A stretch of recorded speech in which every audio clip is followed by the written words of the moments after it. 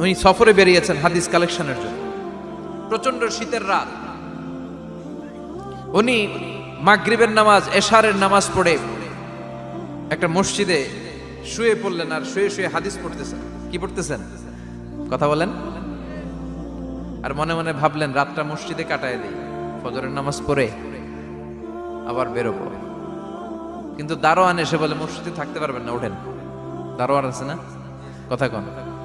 আহমদ ইবনে হাম্বল বললেন আমি শুধু রাতটা থাকতে চাই, আমি তো ফজরেরও মুসল্লি, ফজর নামাজ পড়বো তো এই মসজিদে, আমার থাকতে দাও। দারোয়ান তো দেয় না, কেনা মসজিদে থাকার জায়গা না, যান মিয়া। উনি যে আহমদ ইবনে হাম্বল এটা চিনে নাই, থাকতে দেয়। কি করবে এখন? উনি কাঁথা গুছিয়ে হাদিসের কিতাব নিয়ে কাঁধের মধ্যে ব্যাগ নিয়ে মসজিদ থেকে বেরোয় গেলেন। কি আর করবেন, প্রচন্ড শীত, আর কাঁপতেছেন, বুড়ো মানুষ। পথিমধ্যে দেখলেন বাজার, বাজার একজন খাব্বাজ, শাবুন খাব্বাজ, যুবক রুটি বিক্রেতা। সে রুটি বিক্রি করে, চুলার মধ্যে রুটি সেকে। সে যে সালাম দিল আসসালামু আলাইকুম, যুবক বলে ওয়ালাইকুম।